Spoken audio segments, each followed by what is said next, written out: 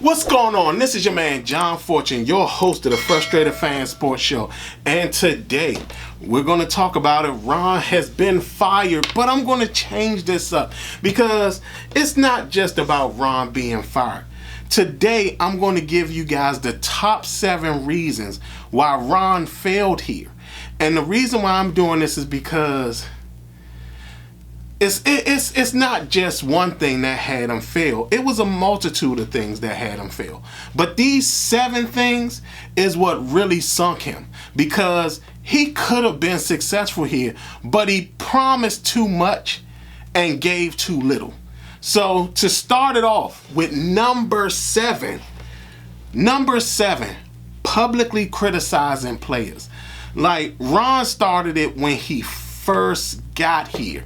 He came in here and talked about the guys only winning 3 games. The crazy thing about it is that he forgot that the guys he was talking to were guys that was on the team that beat him and got him fired in Carolina.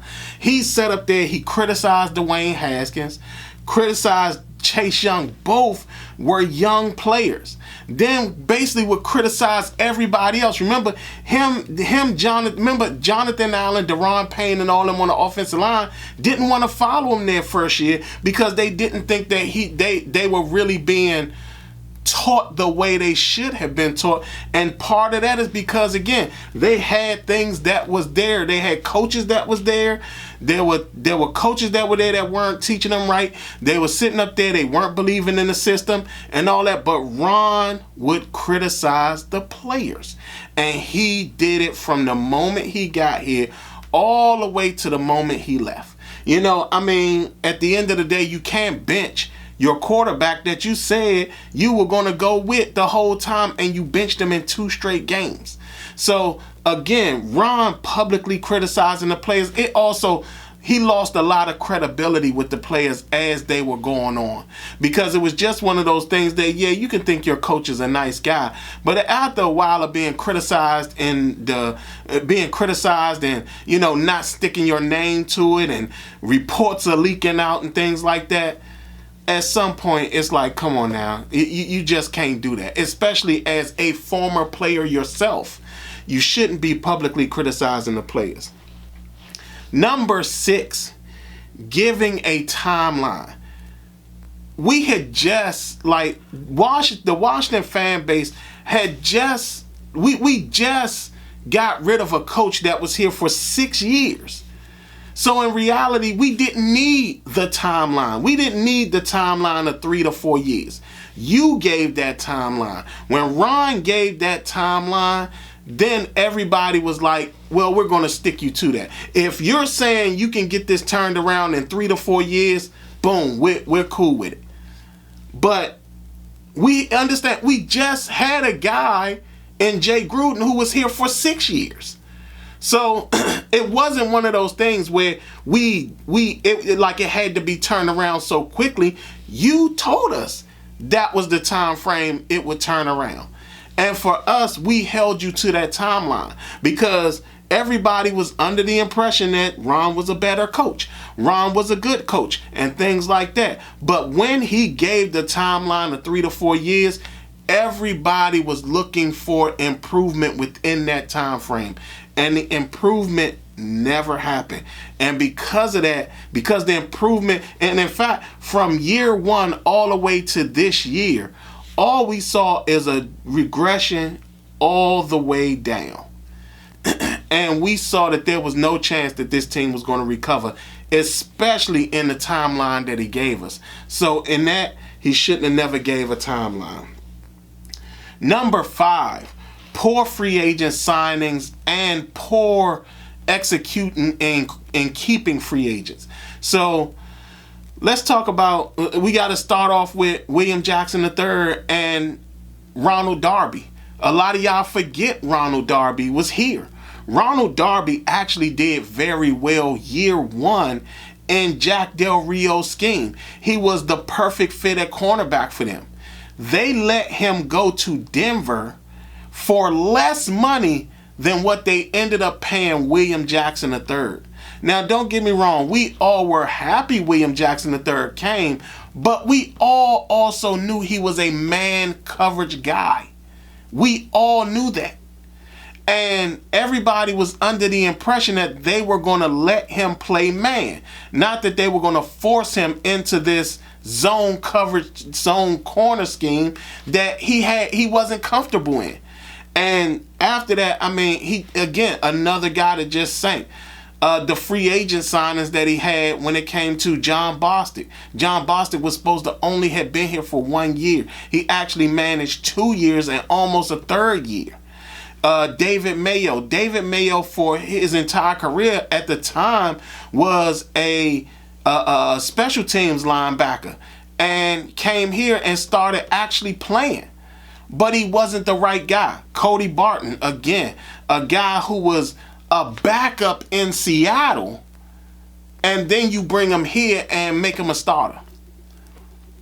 It's not going to always work that way. How many of y'all remember when they set up there and signed Sean Davis and then released Sean Davis in the offseason?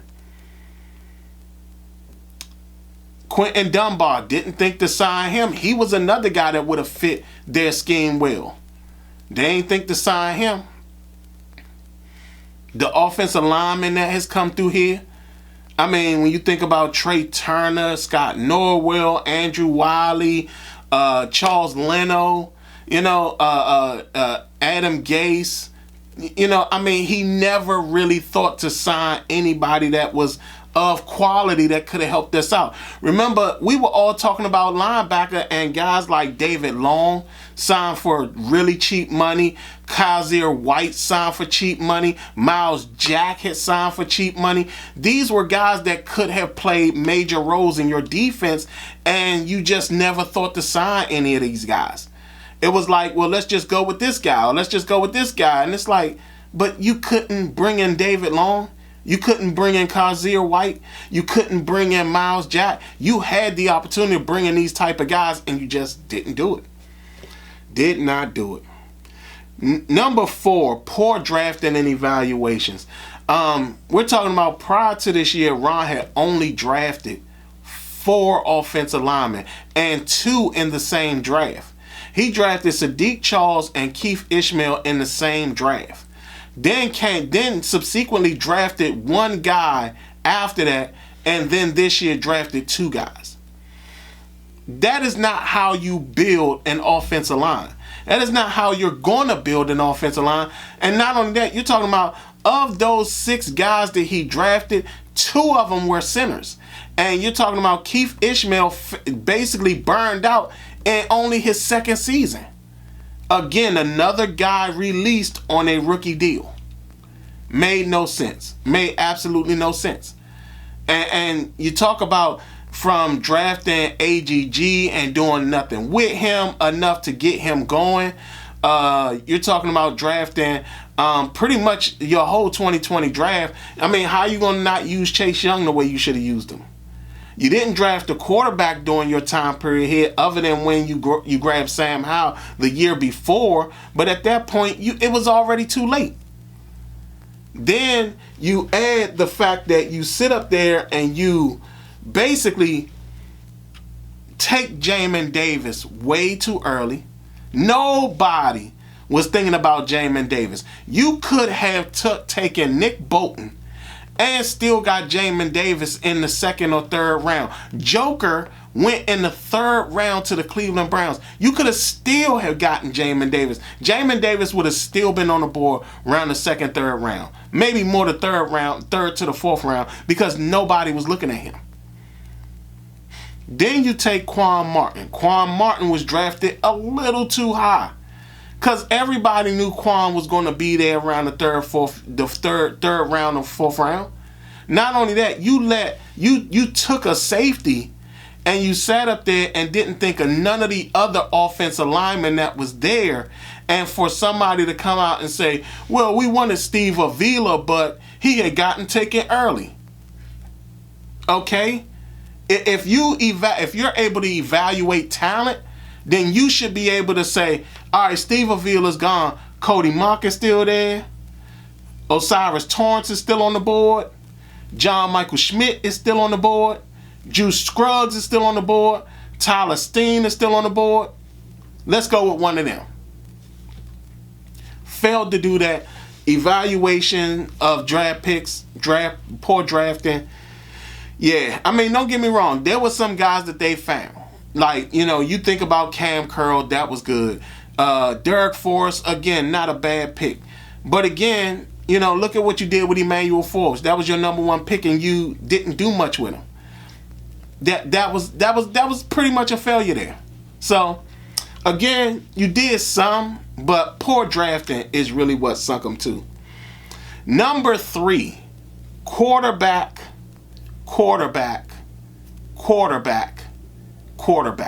Now, the reason I said that 4 times, because I'm going to break each one down. Quarterback number 1. Ron's first mistake was not bringing Cam Newton to Washington. Cam Newton clearly knew the offense. He played in the offense for a while, had a grasp of the offense, understood the offense, and for some reason, Ron Rivera did not feel the need to bring him in. And because of that, you run into quarterback number 2, Dwayne Haskins. Dwayne Haskins explained early in the offseason that this offense was very confusing and he never ran anything like this. He never ran a numbering system. That right there was enough. That was Dwayne Haskins immediately putting up the red flag that this offense wasn't right. That's exactly what Dwayne Haskins did. And what happened is that you sat up there, and then he goes into the season, you give him 4 games, you criticize him the whole time that he's playing because Scott Turner's right, and then you sit up there and you release a rookie quarterback who still had 3 years on his deal. That was your opportunity to develop a quarterback, and you didn't. So again, quarterback again, Taylor Heineke. The fact that you didn't think to groom Taylor Heineke's son. Again, I understood he wasn't going to be the future of the franchise, but guess what? He was better than the guys that you was bringing in. He was better than Kyle Allen. He was better than Ryan Fitzpatrick. And he was better than Carson Wentz. If you had given Taylor Heineke a season in which he just sat up there and was the undoubted starter, and he got the offseason to really get himself in the groove and get himself going, it's no telling what Taylor could have done for you in at least one of those seasons. But you never got the opportunity. You never gave him the opportunity to show you. It was always him taking over after the quarterback who was in front of him failed. And then even after that, you criticized his play. Every time you got the opportunity to talk about Taylor Heineke, or people said, what's the problem with the team? Quarterback. The guy was your starter. You didn't motivate him at all. All you did was talk about at how you needed a quarterback. The reason we're not winning no games is because of quarterback. And it's like, yo, this guy you're talking about is winning you games. This guy is keeping you in games. And yet and still, you've done nothing to help him. He was making plays in spite of Scott Turner's poor play calling. And then all of a sudden you criticized him for the whole year. Then Carson Wentz looks terrible in the Cleveland game, and you go back to him, and then he says, nah. And you're surprised that he says nah after you done just criticized him 2 seasons straight about how you're losing is because he's not that good at quarterback. Last but not least, quarterback. Ron Rivera hitched his wagon to Sam Howell. All in the, oh, I didn't know he was this good. If I had known he was this good, I would have let him start more games the year before. I mean, the way he commands the offense and everything. And I mean, yeah, this is going to be our guy. We found our quarterback. And we watched this Sam Howell struggle the whole season. If he wasn't throwing, and what makes me laugh the most is how everybody has criticized Eric Bieniemy. It's not like he was perfect, but guess what we did see? When Eric Bieniemy was throwing a lot, all of a sudden there was all this love for Sam Howell, right? As soon as Eric Bieniemy started to even out the play calling, next thing you know, we started to see a dwindling Sam Howell. Because that's what most people aren't talking about. When Eric Bieniemy started calling more run plays, we actually saw Sam Howell's play go down and down and down. But guess what? Ron wanted to run the ball more. And what we saw was Sam Howell basically couldn't manage the offense that well, throwing as much as he did, and then couldn't manage the offense that well with them running more. So again, quarterback. Number 2, and this is one that was big, reliance on nepotism. Ron basically took his losing culture from Carolina and brought it to Washington. Now, did he bring some good coaches along with him? Yeah, he did. But sometimes you can't always bring your buddies with you. Sometimes you got to say, let me make a change. A good example of that would have been, what if you hire Eric Bieniemy in 2020 so he could have a full year of calling offensive plays himself? Then in 2021, he done had his first season, got figured out what the kinks in the armor was and what the chinks and all that was, and then he would have been able to sit up there and go into the second season as a better play caller. But now Ron wanted to keep everything inside the family. Then he hired his friend in Jack Del Rio, who had been out of football for 5 years. And not only was he out of football for 5 years, it showed, because he brought in a scheme that was outdated. And then everybody was surprised that the defense was always not that good or coming on later in the season. But at that point, the season was pretty much over. And then this year, we saw basically the demise of Jack Del Rio in season, because his system was so old. And then when Ron took over, it still didn't look any better. Ron sat up there, brought Marty Herney in, brought Martin Mayhew in. Every time he turned around, anytime he had the opportunity to bring someone in, he brought him in. He brought his nephew in, brought Jack's son in to be a coach on the staff. And here you are now, you're sitting here saying, what was the nepotism for in the first place? It didn't get you anywhere. It didn't get you anything. So his reliance on nepotism also sunk him, because again, he's under the impression that, hey, I got all you guys jobs again. Y'all should be able to sit up there and do this for me. Do this for the Ronner. And yet and still, look at what happened. The nepotism didn't benefit you at all, including with Marty Herney.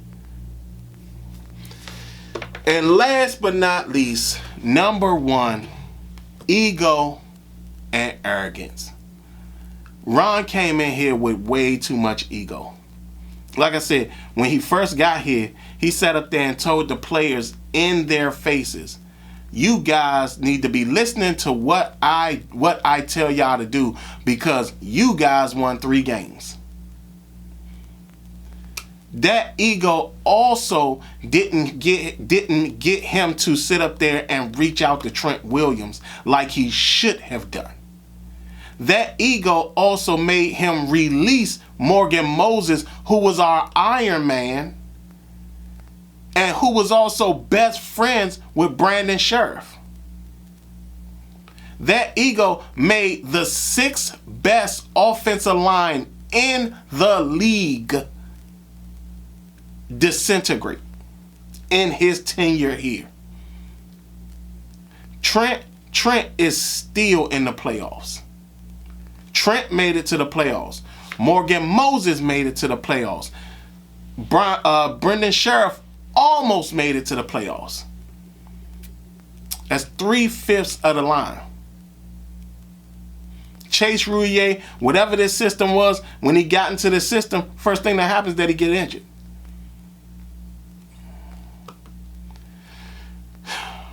Then you think about all the things that Ron would do. His arrogance led him to basically sucker the media because he knew that the media had just dealt with a head coach and a front office that wouldn't speak to him. So the media set up there and made a shift so much extra over to Ron's side and ended up in a situation where they were catering to Ron for nothing. Absolutely nothing. And Ron knew it because every time he would do it, he'd sit up there and just be egotistical about it. Hey, everybody. Hey. Like, come on.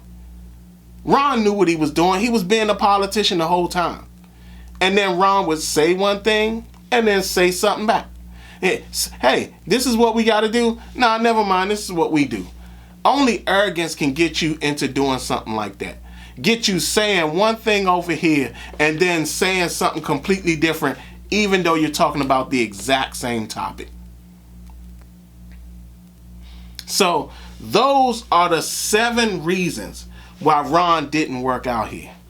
And I'm going to say this to Josh Harris because at his press conference today, I was really excited. But then I heard him say something.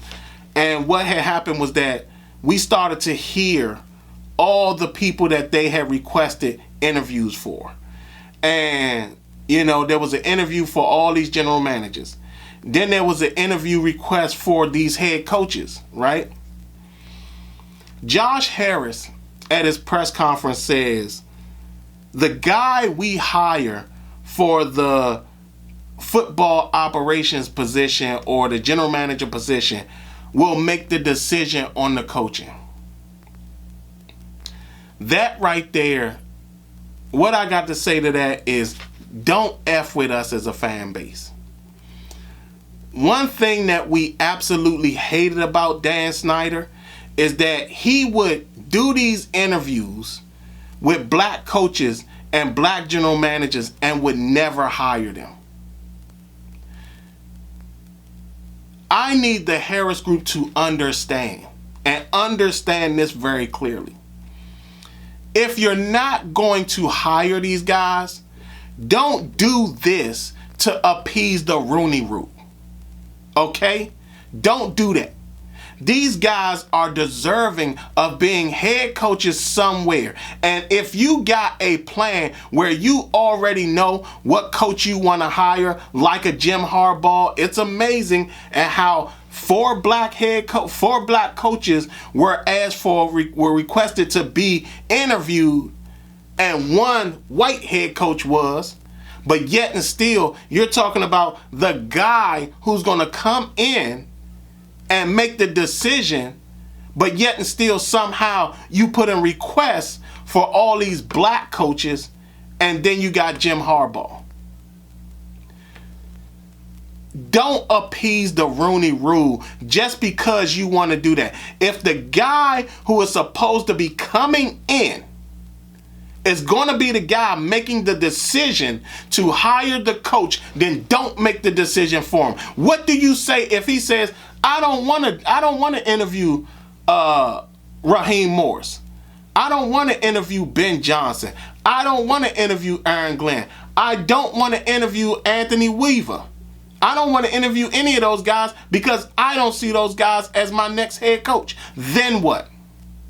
Then what?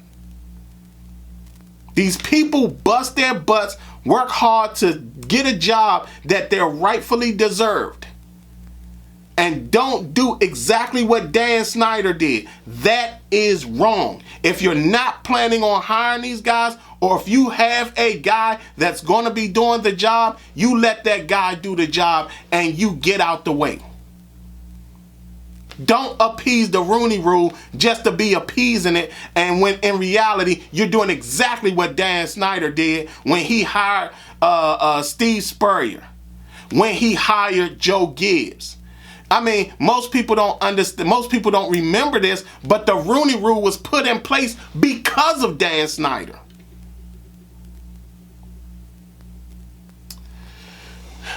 Do better, Josh. You and your team do better. Y'all tell me what y'all think. How do y'all feel about these 7 reasons why Ron was not working here? And how do y'all feel about Josh Harris maybe possibly pulling the Dan Snyder with him sitting up there and interviewing asking for requests to interview these black coaches, yet and still saying that the guy who's going to be coming in as the president of football operations or the general manager will be choosing his coach? How you going to choose this man's coach for him? Y'all tell me what y'all think. Other than that, this has been your man John Fortune, and this has been the Frustrated Fan Sports Show.